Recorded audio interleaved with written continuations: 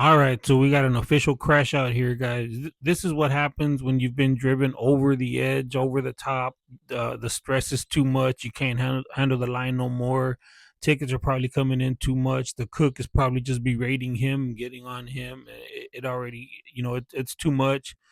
The castle crumbled, the house collapsed. Being a cook, being on the line, it's what probably one of the most stressful jobs ever, especially when you got to crank out tickets. A lot of these tickets they have like 5, 7, 10 minute ticket times, and then you got to be doing like 6 tops, 8 tops, 10 tops, 12 tops.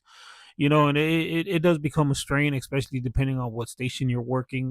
It will get overburdened, but at the same time, if you're a manager, you can't allow this. You can't allow someone to crash out like this. This is ridiculous. Call the police on him and let the police arrest this dude. Because there is a lot of property damage right here. There is a lot of loss of food. You could probably just chalk it up to waste, but at the same time, I would personally say press charges against this guy because there's no absolute reason for you just to crash out. I should have got charges pressed on me when I did the same thing. Also, I did a similar crash out a long time ago, but it wasn't this bad. I let the dishes stack up. I'm talking about every single fucking dish in the restaurant. I let it stack up. I had plates that were stacked up about 5 feet high, pots and pans, every single pot and pan. Cooks were going to the back to wash their own dishes.